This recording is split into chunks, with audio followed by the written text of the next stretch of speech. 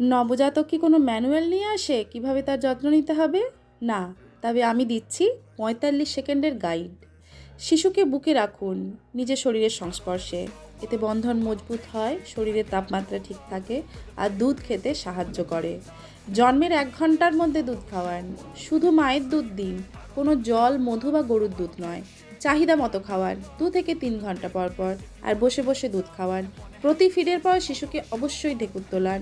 নাভি পরিষ্কার ও শুকনো রাখুন। টাইট জামা পরাবেন না, চাপ দেবেন না, এটা নিজে থেকেই পড়ে যাবে। ডায়াপার পরানোর সময় নাভির দিকটা খেয়াল রাখুন। নাভি না পড়া পর্যন্ত শুধুমাত্র স্পঞ্জ বাথ। শিশুকে ধরার আগে হাত ভালো করে ধুয়ে নিন। শিশুকে সব সময় চিৎ করে শুইয়ে দিন। বিছানায় কোনো বালিশ, খেলনা বা কম্বল নয়। শিশুকে নরম কটন জামা পরান। আপনার চেয়ে ১ লেয়ার বেশি কাপড় দিন, না গরম না ঠান্ডা।